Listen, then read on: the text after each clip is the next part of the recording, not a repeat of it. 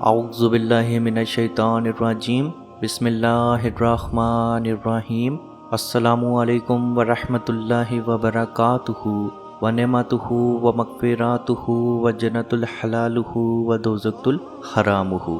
True Islamic info کی طرف سے میں آپ سب لوگوں کو خوش آمدید کہتا ہوں۔ عزیز دوستو، یہ سوال بہت زیادہ مقدار میں پوچھا جا رہا تھا کہ ہم لوگ علاج تو کر رہے ہیں یا کروا رہے ہیں، اس کے باوجود بھی ہم پہ جناتی اثر یا کالے جادو کا اثر ختم نہیں ہو رہا۔ ہمیں رات کو ابھی بھی چھپکیلی یا سانپ یا ڈرانوے خواب آتے ہیں، سوتے ہوئے ہمیں پھر بھی جھٹکے لگتے ہیں، ہمیں اس کے باوجود بھی آوازیں بھی سنائی دیتی ہیں اور جنات کی موجودگی کا بھی احساس ہوتا ہے۔ تو عزیز دوستو، آج کی اس ویڈیو میں ہم لوگ اس سوال کا جواب تفصیل سے دیں گے اور اس کا علاج بھی بتائیں گے۔ عزیز دوستو، یاد رکھیں جادو کے تین سٹیجز ہوتے ہیں۔ لیول 1 یہ کہ جادو بالکل نیا ہے، یعنی کہ اس کو کیے ہوئے ایک دن سے لے کے ایک ہفتہ ہوا ہے۔ دوسرے سٹیج کا جادو وہ ہوتا ہے جس کو کیے ہوئے ایک ماہ سے لے کے ایک سال تک ہو چکا ہو، اور تیسرے سٹیج کا جادو وہ ہوتا ہے جس کو کیے ہوئے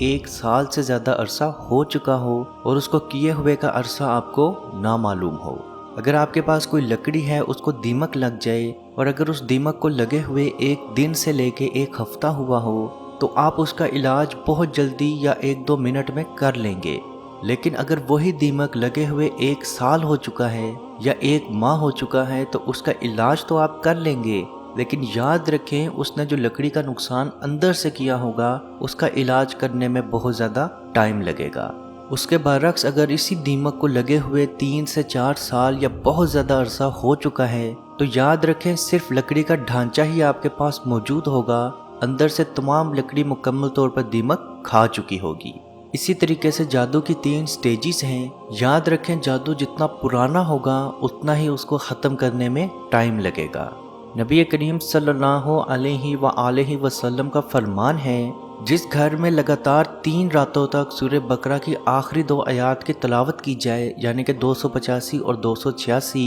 اس شخص کی زندگی سے، اس کے گھر سے جنات اور شیاطین بھاگ جاتے ہیں۔ عزیز دوستو، اگر آپ یہ عمل کر رہے ہیں، اس کے باوجود بھی آپ کو آرام نہیں آ رہا، یا اس کے باوجود بھی آپ کو جھٹکے لگ رہے ہیں یا جنات یا شیاطین نظر آ رہے ہیں، تو یاد رکھیں آپ کو وظیفہ صحیح انداز سے پڑھنے کی ضرورت ہے، کیونکہ یاد رکھیں کوئی بھی وظیفہ اس وقت تک اثر انداز نہیں ہو سکتا جب تک آپ کو اس کا ترجمہ نہ آتا ہو، کیونکہ اللہ پاک نے قرآن پاک کو عربی زبان میں اسی لیے نازل فرمایا کیونکہ وہاں کے لوگوں کی زبان عربی تھی تاکہ وہ قرآن کو سمجھ سکیں۔ اور یاد رکھیں کوئی بھی وظیفہ اس وقت تک کارآمد نہیں ہو سکتا جب تک آپ کو اس کا ترجمہ نہ آتا ہو، یا جادو سورہ بقرہ سننے سے یا منزل سننے سے ایک دم ختم نہیں ہوتا،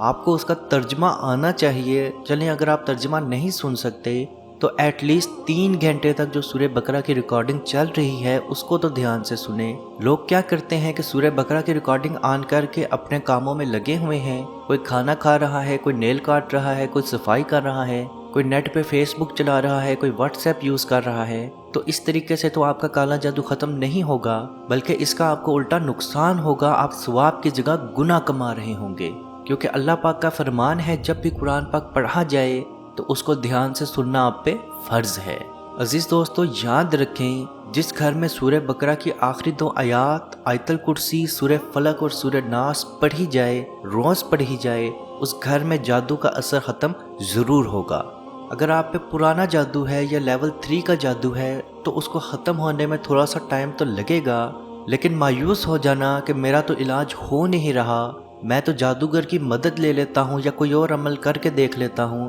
تو اس کے لیے آپ کو دوبارہ اپنے ایمان پہ نظر ڈالنا بہت ضروری ہے۔ ہمیں بہت سارے میسیج ایسے آتے ہیں کہ وہ شخص بہت زیادہ گندا ہے، بہت زیادہ ظالم ہے، ہم اس پہ کالا جادو کرنا یا کروانا چاہتے ہیں۔ تو یاد رکھیں جو شخص کالا جادو کرتا ہے یا کرواتا ہے وہ شرک کرتا ہے، اور شرک کفر ہے، اور کافر کا ٹھکانہ جہنم ہے۔ آپ کبھی بھی برائی کے خاتمے کے لیے برائی کا ساتھ نہیں لے سکتے، کیونکہ اللہ پاک نے اس دنیا میں کوئی ایسی بیماری، کوئی ایسا ظلم، کوئی ایسا جادو نہیں نازل کیا جس کا علاج قرآن پاک میں نہ ہو۔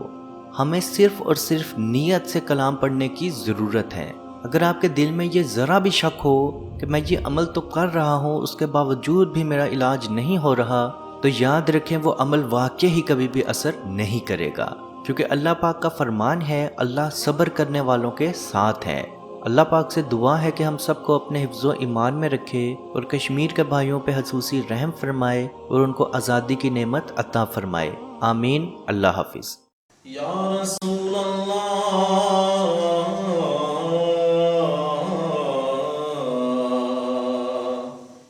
انظر حالنا،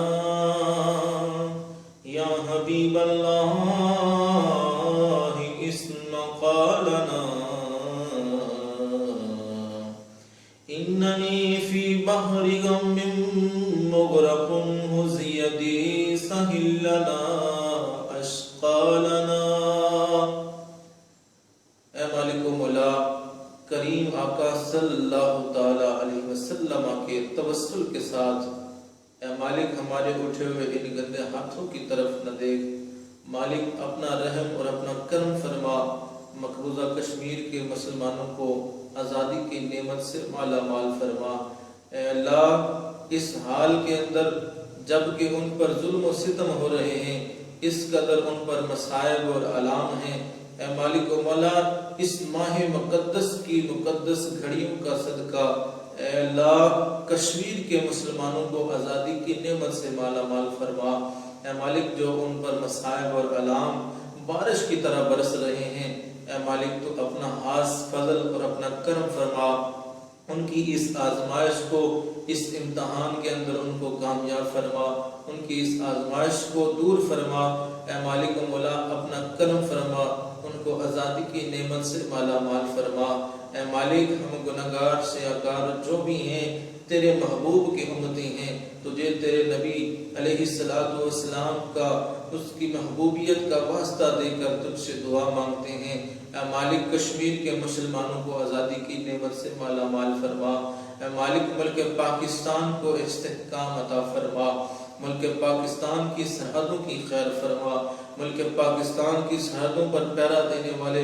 نوجوانوں کو الہ العالمین ہمت اور حوصلہ عطا فرما۔ ملک پاکستان اور دنیا کے اندر اسلامی مملکت کے جتنے بھی حکمران ہیں، اے مالک ان کو شرم و حیا عطا فرما۔ اے مالک ان کو کفار کی آنکھوں میں آنکھیں ڈال کر بات کرنے کا حوصلہ اور ہمت عطا فرما۔ اے مالک و مولا اسلامی ملکوں کو اکٹھے ہو کر اے مالک و مولا کشمیر کی سلامتی کے لیے، حق حدرادیت کے لیے آواز اٹھانے کی توفیق عطا فرما۔ اللہم ربنا تقبل منا انکا انت السمیع العلیم وتب علینا یا مولانا انکا انت التواب